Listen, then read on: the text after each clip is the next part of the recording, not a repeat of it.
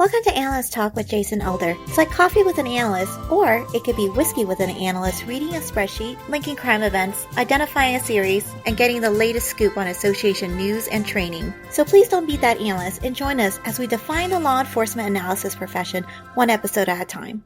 Thank you for joining me. I hope many aspects of your life are progressing.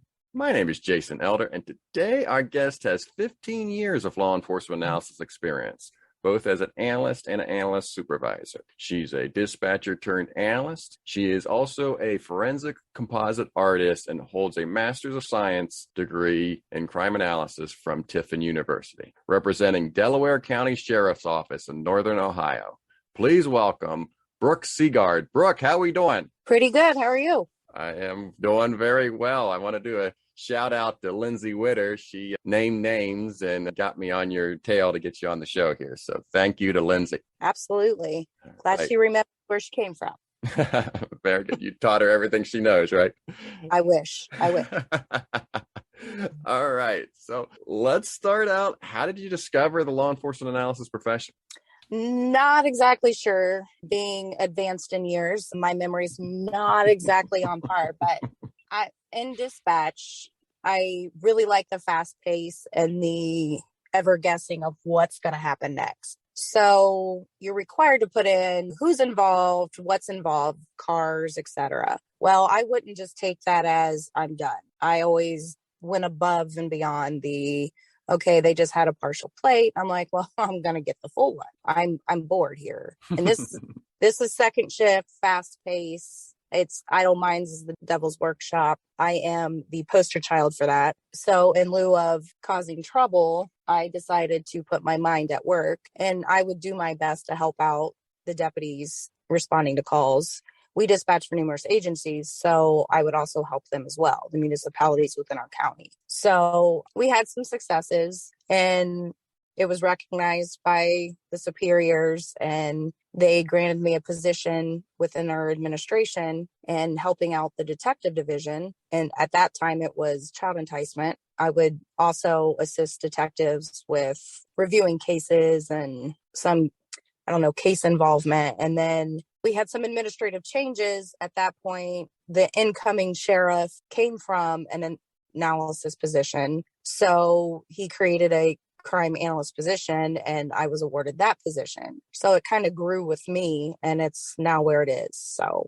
All right, good. I'm always fascinated by what analysts were doing prior to becoming an analyst, or how they got their foot in the door, so to speak. And so we've had a couple of guests now on the podcast who became dispatchers first. It's sometimes can be difficult for people looking to become analysts to get their foot in the door.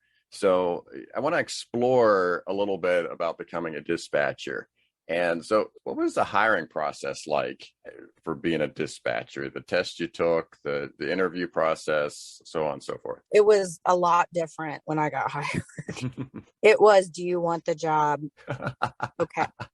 Nowadays, it's a lot more involved. I'm not exactly sure if there are some tests. I know that there are civil service tests. There are some aptitude tests. I don't know 100% what our process is. They are located in a different facility, but it is an involved process now. And they did a background on me, and the standard there is still in existence, but you do training on all three shifts. And the big thing is officer safety. Can you keep up with the officers and or deputies? There's multiple channels.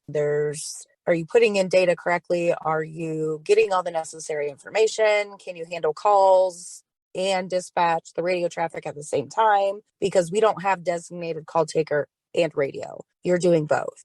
And you have to pass the field training if you get hired, then pass the training, and then you get released. So it's pretty extensive.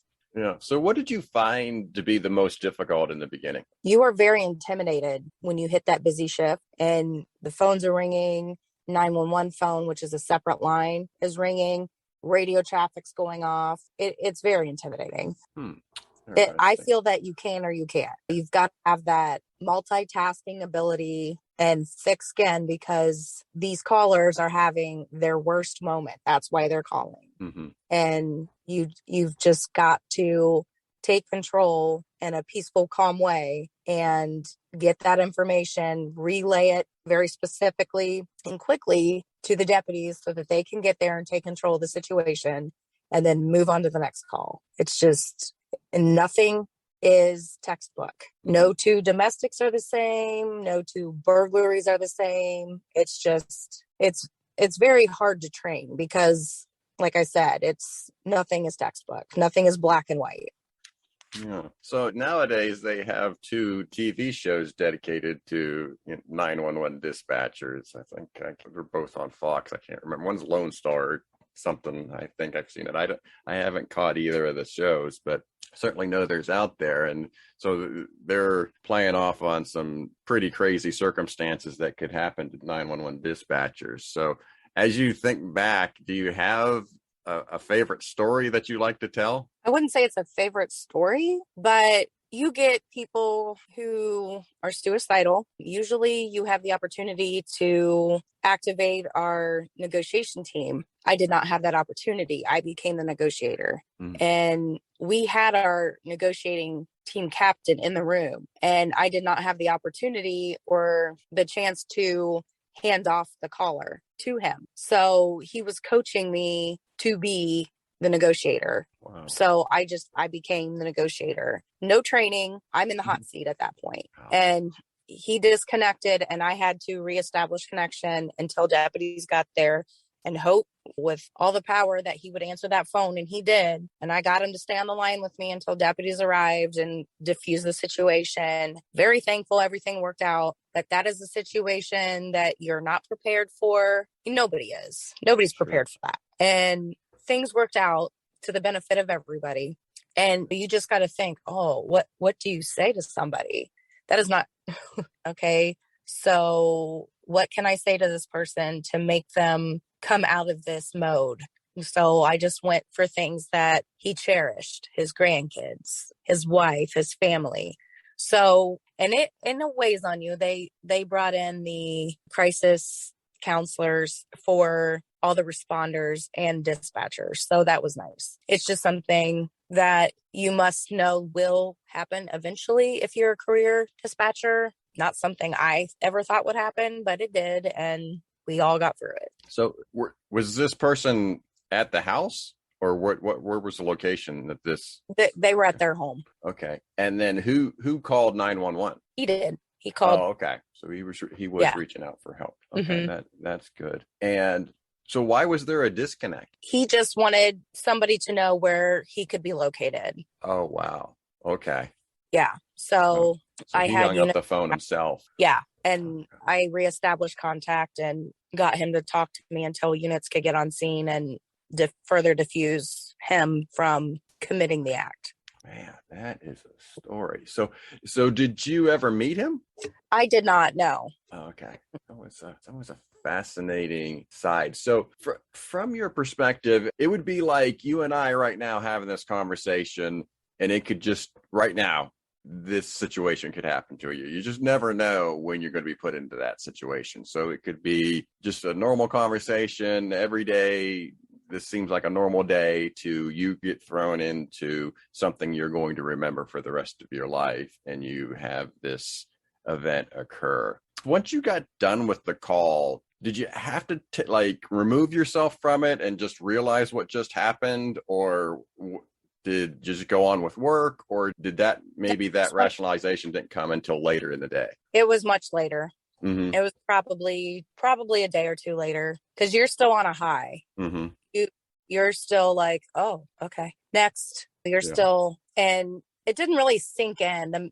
The magnitude of the situation didn't sink in. I'm just like, okay, he's good. Next. Yeah, man. So when you did realize it, then what was going through your mind, or what was your reaction?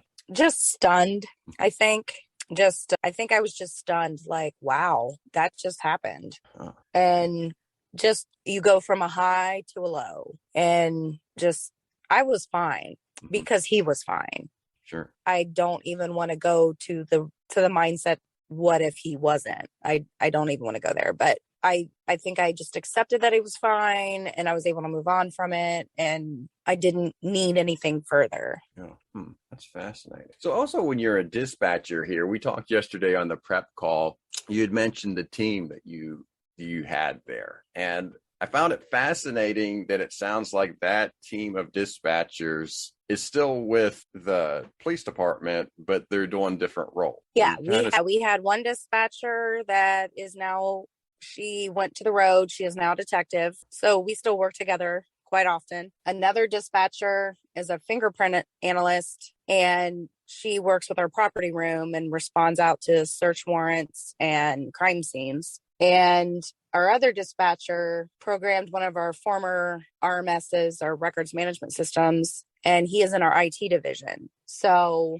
we work a lot together still. So yeah, we all still have a very tight bond. Yeah. And you as a team had a pretty good reputation as dispatchers, right? Yes, we did. And when it gets really busy, if there's a call in progress, which we consider hot call, that's when we miss it. Like if there's a burglary in progress or a robbery in progress, we're like, ooh, let's do that. And then we don't miss it anymore.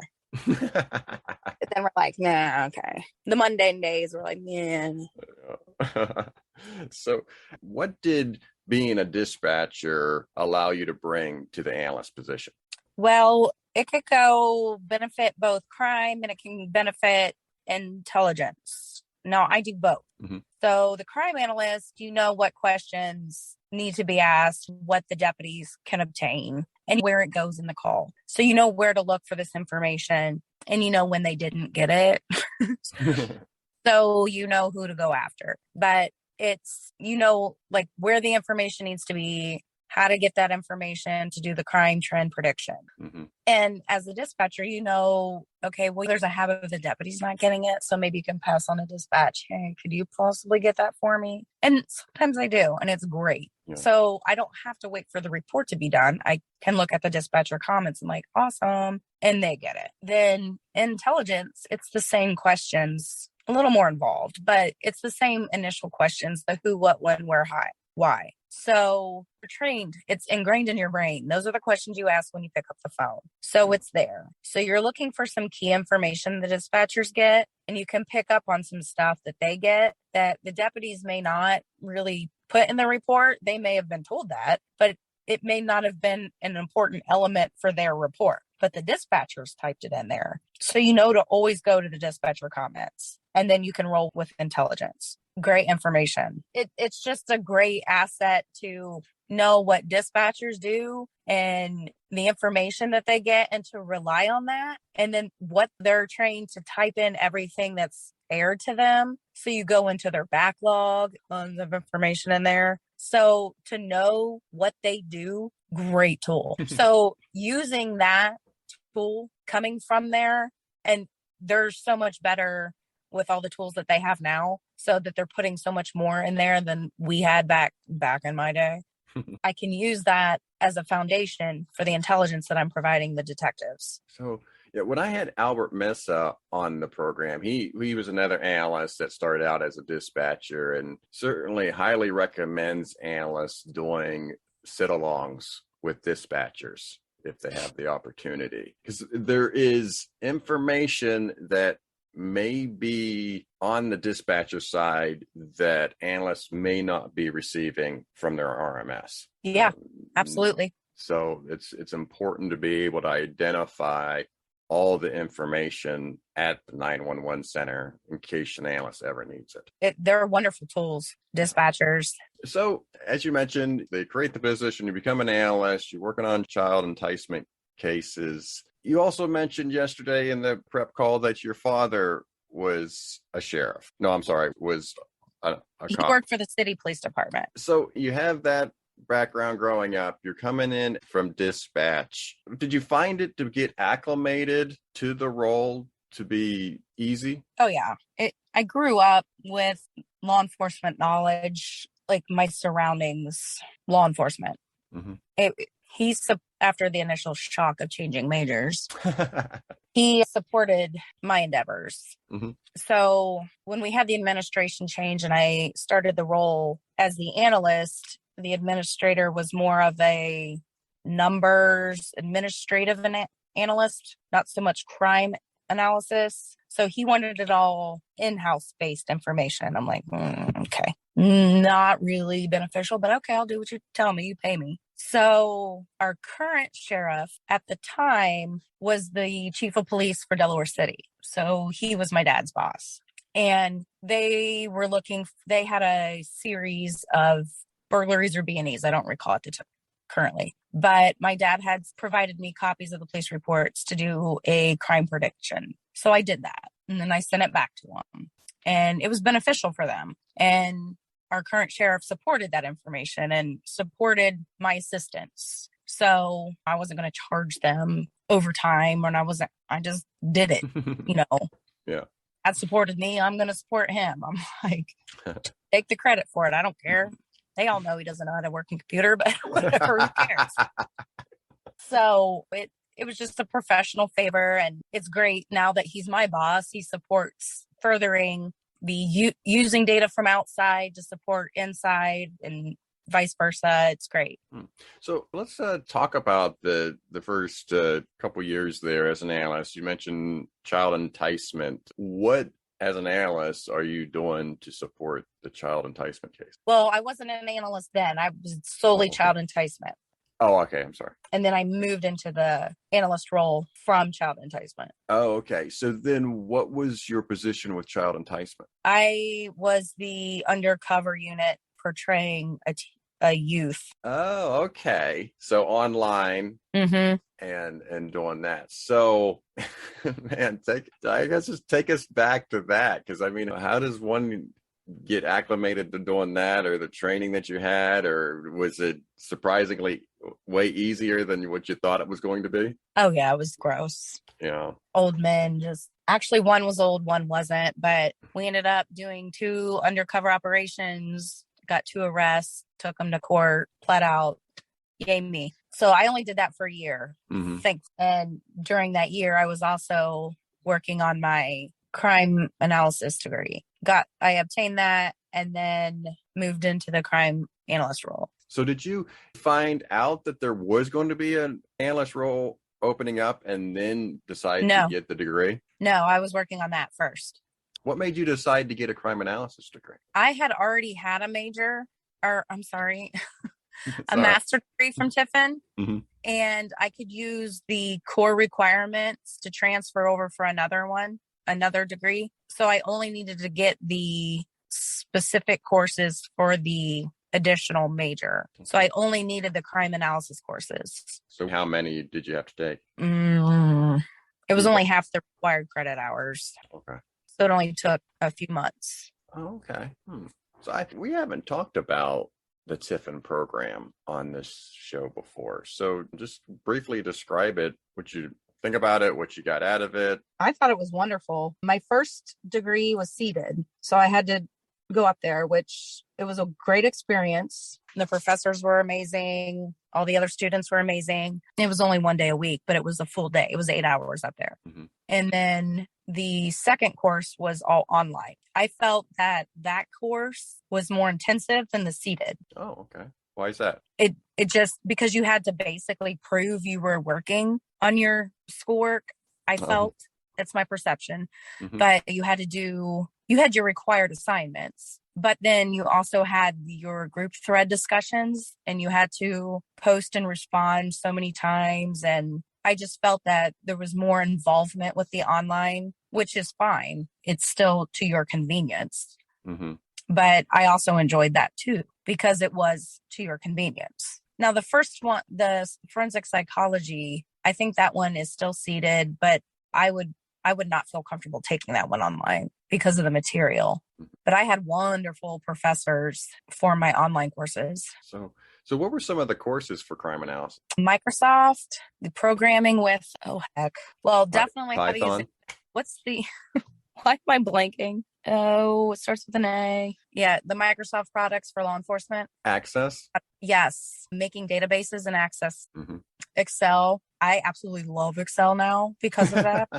And then you have the statistics, and there's so many different like crime analysis courses, or I think majors like crime analysis for this and that and what, like Homeland Security, and they've changed it since. I got it right when it became a thing is when I took the courses. So I'm not even sure. Yeah. Now, did you have to do an internship or a practicum? I had to go up there for a week Mm-hmm. in lieu of writing a dissertation because I am not one to like writing papers. So I was like, I will take a week. And then what did you do in that week? Don't remember. It was like 13 years ago. I don't remember. So then you get the degree, you've been working child enticement cases. Now you're ready to start being an analyst. What's the feeling as you are going in for the first time in the first couple of weeks as an analyst? Well, I had been here for 6-7 years already. I had proven myself. So I'd already worked my way through people trusting me. So it was already an acceptance. I already fit in. So all the guys in the detective division knew me from, they were on the road and I was in radio. So it was one big family already. It was, here's your workup. Okay, thanks. It was just getting over I'm not your secretary. Yeah, I'm not making your copies. Have fun. But I issue subpoenas for their cases, and then I go through what they receive back, issue additional, and then we develop suspects that way. And then we dig up from there, or I'm trying to find property through some of our paid access programs or open source, whatever I'm led to via the report information or their interviews or whatever I've been provided. It's really just, here, this is what I have fun. So the position's new to the sheriff's office. So what is their expectation or goals for you in the beginning? Make it work. And we did. There was Lindsay. She was in our task force, and then I was in the general. Right. And then, we talked a little bit about this yesterday as well, is that you were given free reign. It was just make the position what you thought it should be. And so as you look back now, what are some of the highlights or maybe some of the things you're most proud of that you accomplished with the position? The predictive analysis for our property crimes, getting the deputies in the right area at the right time. They love that as much as I do. They love to hunt. They do. They really do. They love to catch them. And the detectives love it. They will go out. You just tell them when to be out. They'll go out. They love to catch them.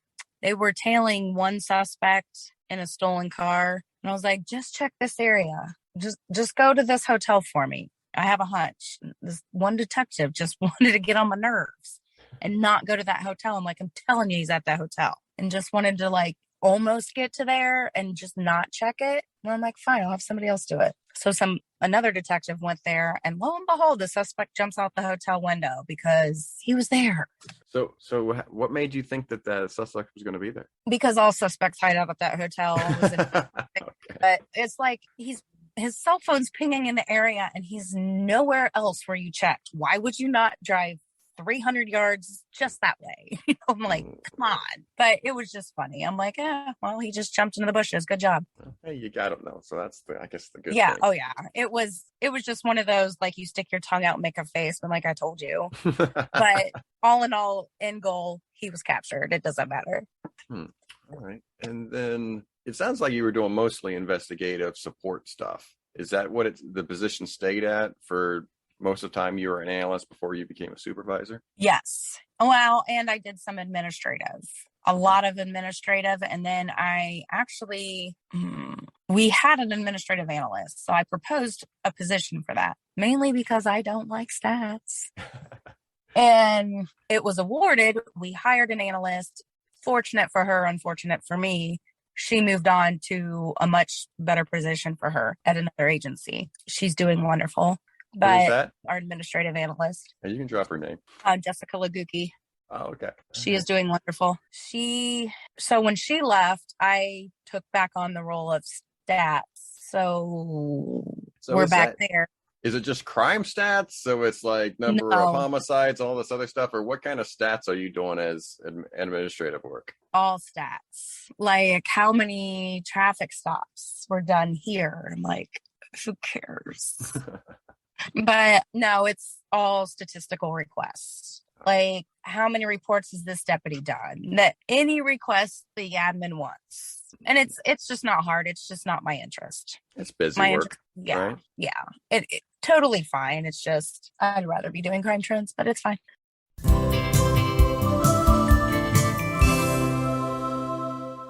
Hey there, everybody. This is Albert Mesa, and I'm here to ask you a very important question. Have you ever done a sit-along with the dispatcher?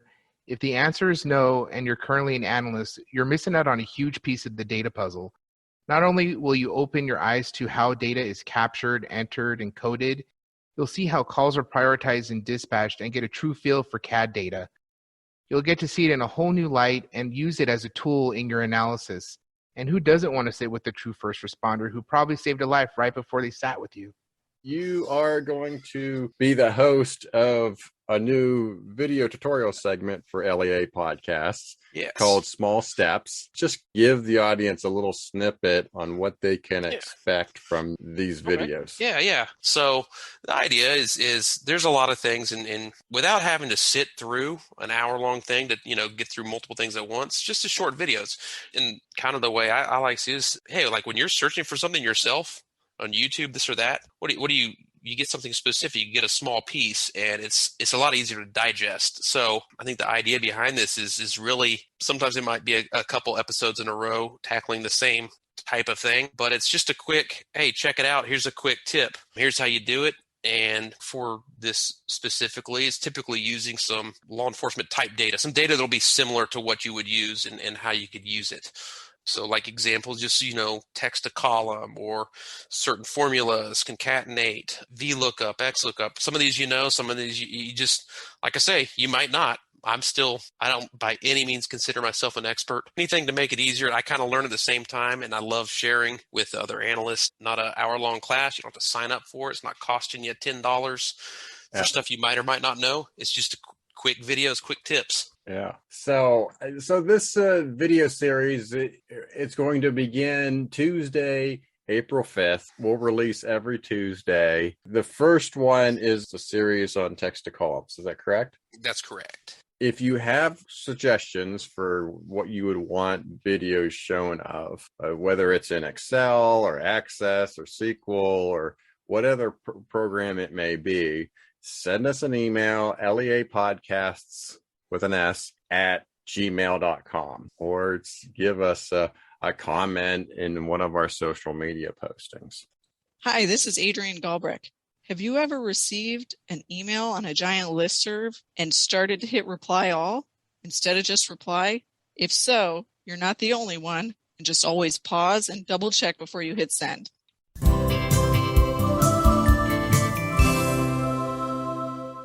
So I also want to get your reaction on the idea of free reign with an analyst. That I had Dr. Rachel Santos on the show a month or so ago, and I've heard from analysts that they were just saying, okay, their supervisor said, I don't really know what to do with you. We just hired you. Just go do. And Rachel's perspective is that that's not necessarily what should happen at departments. That the analyst role should be part of their policy, and that you should be able to go to a police department's policy and know exactly what each analyst is assigned to do and is part of a long-term goal. And the analyst role should not drastically change with the changing of a police chief. Not that it can't change with a police chief, but what they're doing is on a day-to-day basis in policy. That's what's set out to do. And it shouldn't be that, analyst decides, well, I want to look at burglaries today. And, no, next day I want to look at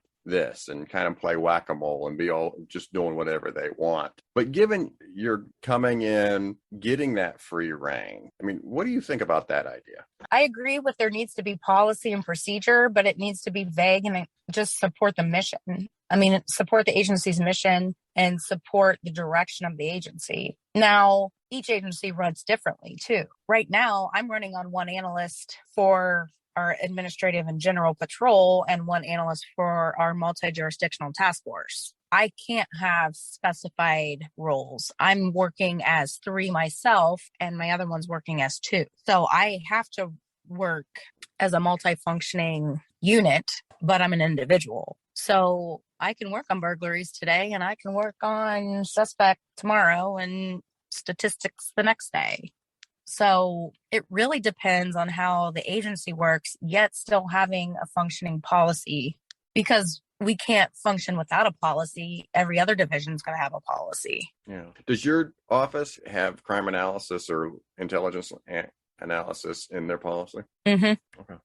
And it's basically encompassing how we utilize our law enforcement sensitive systems, how the information is released, and the request of information. Mm-hmm. And I believe really that's it. But we are to support our mission, which, is the safety and security of citizens. And we are to abide by 28 CFR Part 23. Man, I don't know about you. That to me, all time, is the most boring class I've ever taken. Oh, it is. 28 CFR. Right on out of you, but oh my goodness. It is, yeah. It's important. Don't get me wrong. I don't mean to diminish its importance, but it is incredibly boring. The most important rule can be told to you in 5 minutes, yet they drag it out for 40 hours. Exactly. Oh, man. But so then with the supervisor role, was it your idea to create a supervisor role? Or how did that supervisor role come to be? No, that was administration's idea. Mm-hmm. And I applied and interviewed with some great candidates, and I was selected. So what was did you make a pitch? In terms of? When you interviewed, what was your vision? To grow the unit and further support education and personal growth, strengthen our strengths and strengthen our weaknesses. And at the time, what did you think the weaknesses were? Well, we are in separate locations, and I think we need to work on our communication a lot better in terms of what they're working on, what I'm working on. And we need to start working on what you're working on, and what we are working on needs to be the case. What are we working on? So there needs to be a lot more cross-training. Of course, we need a lot more analysts. So you said it. How many analysts are there total? There's 2 now. There's 2 now. And that's you and 2 others? No. Just 2 of you. Okay. Me and another. Yeah. But there's supposed to be how many? 4. 4.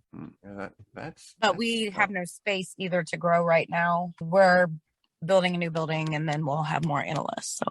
So as a supervisor then, for analysts, what's your strategy of assigning tasks that 2 people will do that 4 people are supposed to be doing? I utilize external resources. Okay. So depending on what the request is, what agency has the strength in that request is where I farm it out to, if I can't do it. And then you'll eventually hire new analysts, I'm thinking. As you mentioned, once you get the new building, what will you do to get that analyst acclimated to the police department? And let's just say they're fairly new analysts, maybe not having a position before, so they're very green. I find it fascinating, the idea of a civilian coming in and how they adapt to the police department. I had Joe Lorenz, who's an officer from Cincinnati Police Department, on the show a couple of weeks ago. And he mentioned that in terms of, he's a sworn officer who became an analyst. And so from his perspective, it was a lot easier for him to take all his training and knowledge as a police officer and then had to learn how to be an analyst, as opposed to an analyst trying to learn everything that a police officer may know. So I find it fascinating, this idea of civilians coming in and getting them acclimated to the position. Well, that's interesting because I'm not sure. I've always had internal people interested, but this is probably something I would require experience and or educational background in, which would still be fresh, somebody fresh coming in from the outside. So it's going to be an awakening to me and them. Because this is how our system works. This is where information comes from, and then bring them to dispatch. And our patrol's not even in one location. They're spread out over 2 locations. And our administration is in yet another location. So this is where all of our information could be. And these are the people involved in where the information is coming from. And then this is where I want you sitting. So if you need any of this information, familiarize yourself with where it could be coming from. So it's going to be a huge learning curve. Mm-hmm. Yeah. And I think that's the challenge. I mean, and Joe said this. He's like, Joe wasn't saying that, therefore, you should only have sworn officers become analysts. He just knows that from his experience that civilians coming in, it's a huge endeavor trying to fully understand the ins and outs of a police department. Oh, yeah. I can only imagine. And there's pros and cons to it. I can only imagine. I wouldn't know what they are because I grew up with law enforcement in my blood, but yeah. I don't know, not having any bad habits already ingrained in you, in your mind, your mindset's fresh, but then having to explain all that. I don't know. I'm sure there's pros and cons to both sides. Yeah. So besides obviously being short analyst, today, what's your thing that you think about the most? I don't know, it can weigh on you however you want to do it. It can excite you. What fills your thoughts as an analyst supervisor? What's for lunch? No. Well, I play more the role of a day-to-day analyst than I do more so the supervisor. Mm-hmm. I like to make sure that today is actually one of my employees' last days. So I have 2 employees until 4:00. She is moving on to her dream role in another jurisdiction, neighboring jurisdiction. So congratulations to her. Who is this? Her name is Sabrina. She's moving to Marion, just north of us. Nice. So new contact. Yay. Go. Another access point for information. There you go. She has worked very, very hard to get this for herself, and I'm very proud of her. But as a supervisor, I would like to think I'm very encouraging to my staff, make sure that they have what they need and direct them to what they need if they don't have it. And then I play the role as an analyst day to day. Now, for the last month, I've been playing the role of not here, but I've still been in contact with my staff to make sure they're doing okay and keeping them up to date on my status and seeing what they need, if anything. Yeah, because you've been out on medical leave after back surgery, right? Correct. How long have you been out? A month. I've been out the entire month of March. I returned Monday. Wow. Oof, man. And so that's a successful surgery, still in recovery mode, but a successful surgery, right? Yes. And driving myself nuts. So I asked the doctor if I could come back. I was like, I'm ready. I sit in a chair, no harm, no foul. Can I please go back? Now, was he okay with that? Or is he like, no, the sitting all day long is detrimental to your recovery? No, he's fine with that as long as there's no lifting and. Okay. Yeah. All right. So I guess before we move on, just curious to know, you come from a dispatcher as an analyst and an analyst supervisor. How's the data? Wow. You want to end on a dirty note, don't you? The data is never clean. It just isn't. It can't be. There's too many fingers in the fire. It's very frustrating. And they know not to come to me with their complaints because I will come at them. But it starts in dispatch. The data starts in dispatch, and it goes from dispatch to patrol to the supervisors that approve the reports to our records. And I have preached until I just have no more voice, and they don't care.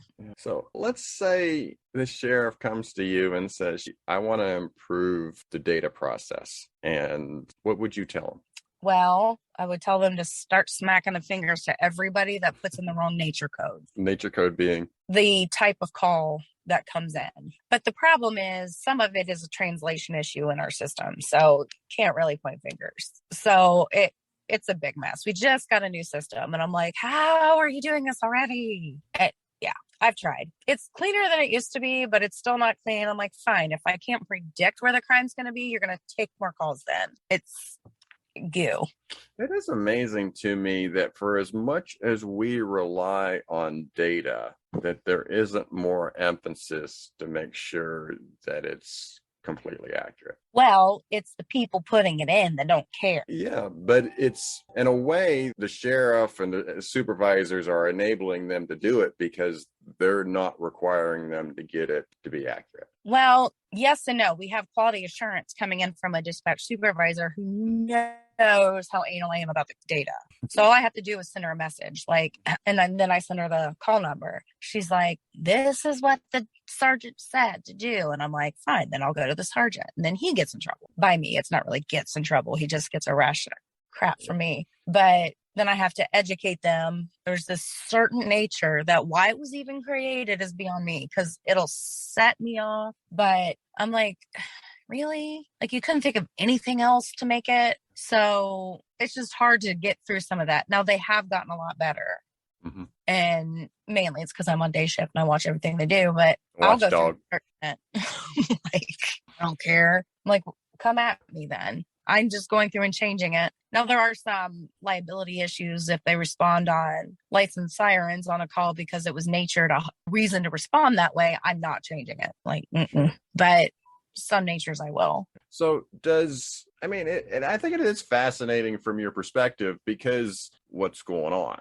You were a dispatcher, that system, even though it's new, but you at least know what should and shouldn't be going on. And so you can really push back harder than I think other analysts may because of your experience. I would think so. Well, and it doesn't take much to type in 2 other digits. I don't know. It does seem that across the board with police departments, there should be way more emphasis on the data getting into the records management system.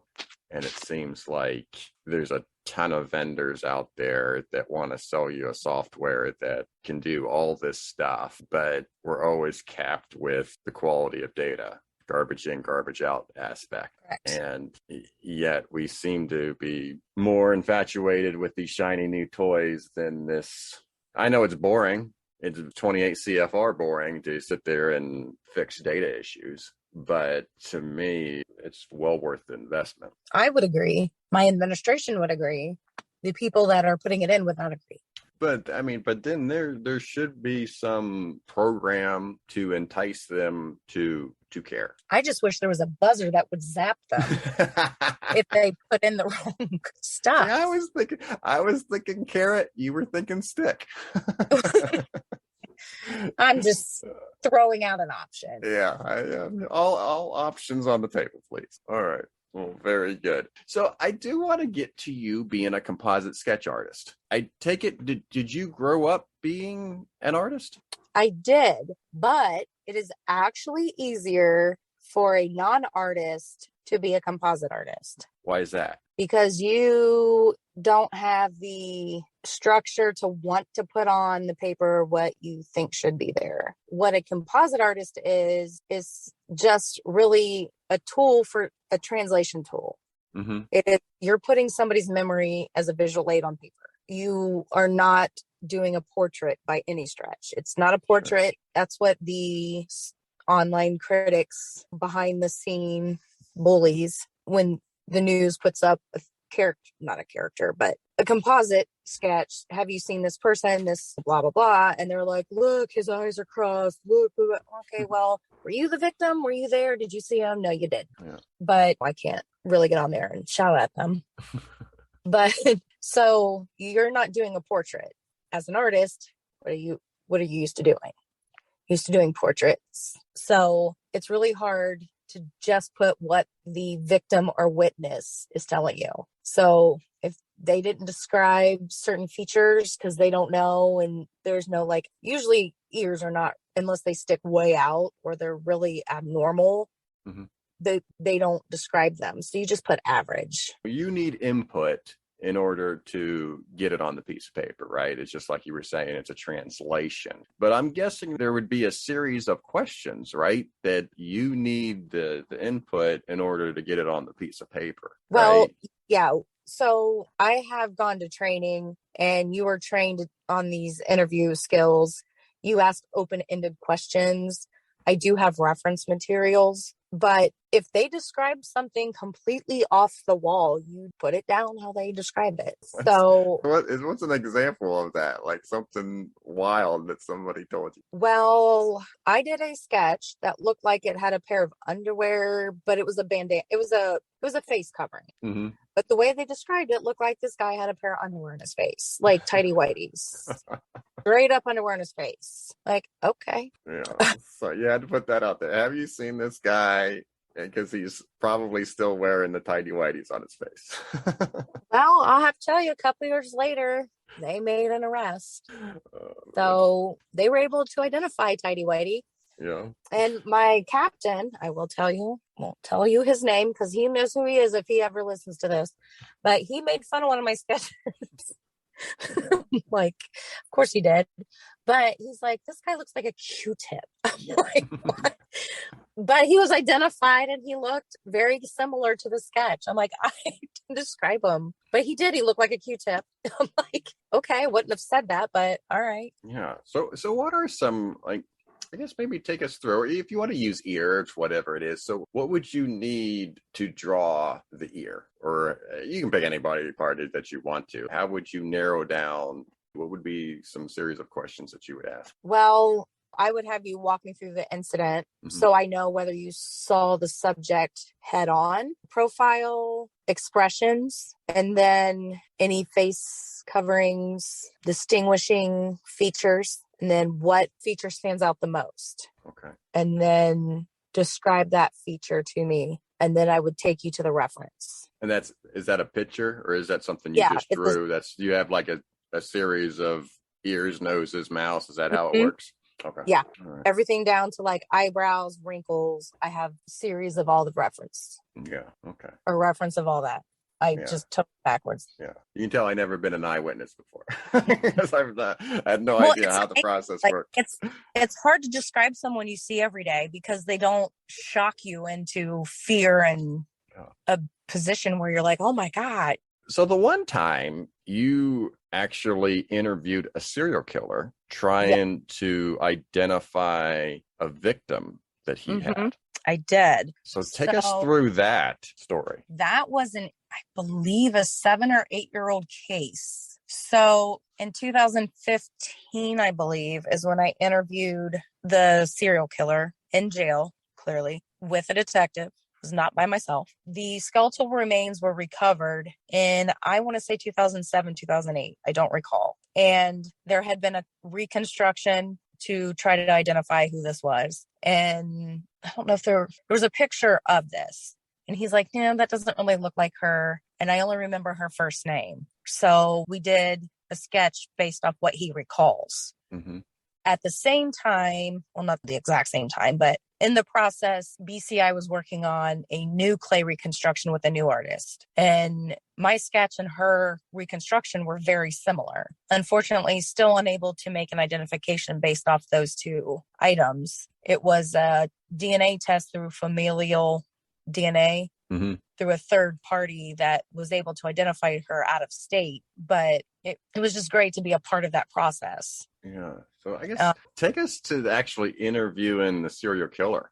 It was the most backward interview. It was the same process that I used with trying to identify him, but it was just trying to identify the victim, which how many opportunities do you get with that? Not many. Nothing felt awkward or I felt safe. I was in a jail with a detective and he was non-threatening. He sincerely wanted this girl identified. So he was doing the best he could do to try to help me put her on paper. And who is the serial killer? Sean Great. He was at a Mansfield. He was being held in the Ashland County Jail. So, but it sounds like you were professional about it and it was just, you were doing your job there. Now, was there a sense maybe afterwards, similar to what we talked about before with the dispatching call there where you were being the negotiator? Was there a point in time maybe afterwards that you just realized who you were just talking to and how did it feel different later? No. Oh, That's fascinating. I mean, it makes sense why you would need a sketch artist in that regard. But before we talked yesterday, I wouldn't even have thought about it to use a sketch artist in that situation, or that would come up. But certainly for the family, I'm certainly glad that they did identify the victim. But man, All right. Well, we'll try to move on from that. That's a little bit of a downer. So, but let's stick on you being an artist and we'll move into personal interests then. So, outside of being a sketch artist, do you work on your art? I would like to a little bit more. I have littles that want to draw with me and on my stuff. So I don't really get the opportunity often, but yes, I do like to draw. It's a de-stressor for me. And I'm fascinated to get your take here. One of my friends is an artist, and he had this perspective on drawing. And he says, yes, there's the idea of being able to draw, but in his mind, there's so much technique to it that he felt that if he could take any group of people and teach them the techniques of maybe drawing Donald Duck, for instance, and that he could show them the different techniques of drawing, and over a period of time, all of them could draw Donald Duck to the point where the average person would think it would be really good. I don't feel that I draw very well. I'm fairly messy, both in my handwriting and I'm doing anything with a pen or pencil. So I find it fascinating that it's how much technique versus ability there is going into drawing. There's definitely a technique, and I don't have the same technique as I come from a family of artists, and I do not share the same techniques as some of them. So it's really what your preference is. I cannot do anything in color. Oh, that's interesting. Color stresses me out. I just can't, because if it has to erase or I can't do it. Gotcha. So when you are drawing, what are some things that you are drawing? Is it like nature, animals, cartoons? People. Usually people. I get a lot of requests for me to draw portraits of family members together. Oh, okay.